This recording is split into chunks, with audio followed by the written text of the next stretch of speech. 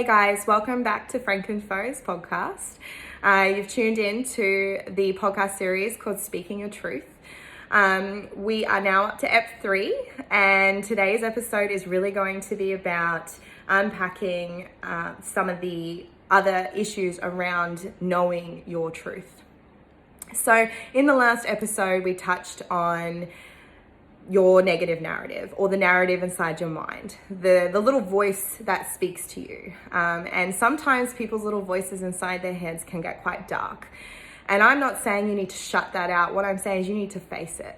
So in the last episode, we talked about accepting some of the darker elements of us and not being scared to front them, and not being scared to look deeper as to why they exist and what the origin of those misconceptions of ourselves, where they come from. And the reason why I really touch on this topic is because I know for a fact in my journey as a person, I have always had a negative narrative inside my mind. I might be positive one day and I might be thinking really good, but there's always this underlying negative narrative that comes with it. The thing that says I'm not good enough, the thing that says I'm not worthy to have that, the things that said that self-doubt, the self-doubt talk. So you might be positive about something.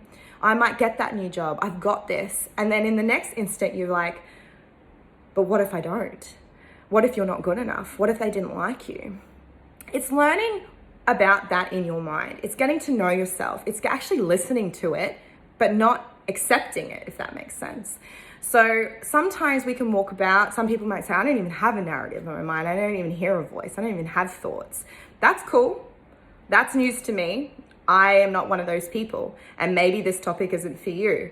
But I know for a fact that for me personally, I have little conversations within my head about certain things, like, for instance, this podcast. Should you do it? Who are you to even have a platform? Who are you to share your story? I had all of that self-doubt in my mind 12 months ago. And today I sit here and I'm like, well, who am I? I'm me. And there's parts of me that I know help others and inspire others, and I really want to get it out there and start helping more. So the change in my narrative was, people may not like you. People may not accept you. People may not even like what you're talking about. People may not even relate to that. But that's cool. That's no big deal. There's other people on the other side that need this. So it wasn't about allowing that negative, those things that are negative, like, oh, there's some that might not like you, get in the way of the things that are positive. Like, there will be people out there who need this. So it was changing my own attitude towards myself that I had to go through, which took me probably about 2 years, to be honest. It was grinding, it was hard, it was confronting. Looking in the mirror, not liking my body. Looking in the mirror, not liking my face. Looking in the mirror or listening to me speak and not liking that. I had a project at work that I had to do where I was being interviewed and I had to listen to myself speak, and it literally tore me up on the inside having to hear my voice. Today, I've learned to love it all. My face, my body, my voice. And not in a cocky way, just in a way that I am truly in love with me. And I'm good with that. And that change and that shift that slowly started to take place had to start with some of the darker stuff. So when you go on this journey, when you go on this new path of self-discovery, you will face things like your self-worth. You will face things like, I don't feel like I can. You will face the little self-doubt chat that you have inside your narrative, your internal narrative, telling you, this is crap. Don't do this. Or this is embarrassing. Or you don't need to do this. You're good. That's not true. Everyone needs to do this. Because we are, no matter how old or how young, we are brainwashed to believe we need to be a certain way for whatever group of people we belong to. And I don't believe that. I think it's breaking that mold. It's breaking away those barriers. It's breaking away those expectations that other people put on us as a person, to be a certain way, to speak a certain type of language, to act a certain way, to believe in a certain type of religion or a certain type of system, or, really breaking out of the mold and really discovering who you are. So, step 1, do you have a voice inside your head that tells you you're not good enough? If that voice exists, if you have a single negative narrative in your mind, what does that say to you? In the last episode, we talked about what is it? What does it look like? How does it sound? Is it negative? Is it all negative? Is it partly positive? How does that affect the outcome? And today's episode is about how it affects the outcome. So we're talking about manifestation. We're talking about what we choose to believe about ourselves, we manifest in life. We manifest in our everyday grind. We manifest in our families. We manifest in our relationships. We manifest in ourselves as a person. If you believe that you are useless, you're useless. You become useless. That self-doubt, that negative chat becomes you. So we're wanting to literally change that. We're wanting to encompass what is really you, which is that you're awesome, that you're beautiful, that you're smart, that you have gifts and talents and things that the world needs, that you're important. You may not be important to the whole wide world, but you're important to somebody. So it's about really looking at, why am I doing this body of work? I did this for my kids. I did this so that I could break some of the passed down crap that we tend to just have in our lives from generation to generation, to break those ridiculous boundaries that have been put upon us from generations of misconceived ideas of how we should be, so that my kids can literally grow up and be free from that.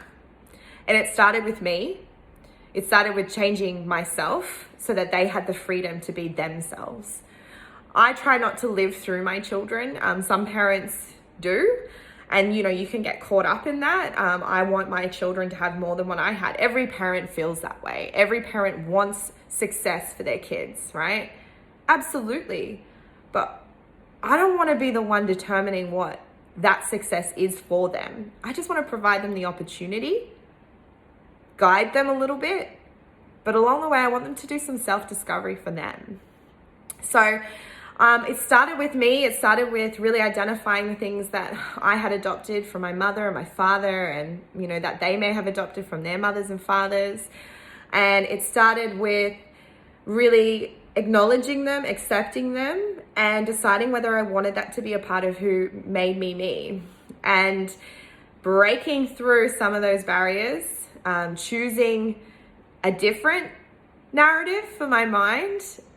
And now I can honestly say to you, I can put on anything, stand in front of the mirror. I feel beautiful. I feel confident. I feel vibrant. I can stand in a crowd and I don't feel anxious and nervous about being seen. I can do this and put myself out to the world, which 12 months ago, like I said in the last episode, I just couldn't have done.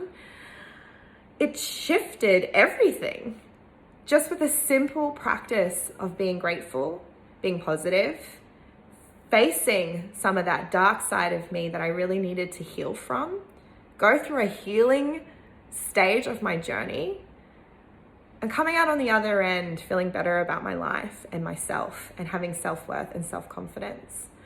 Self-worth, self-esteem, self-confidence, self-love, they're all really trending topics at the moment. And there's a reason for that, because we're part of a society that needs this, that needs to really dig deep and change how we see ourselves. Stop doing things to make other people happy and start doing things to make you happy.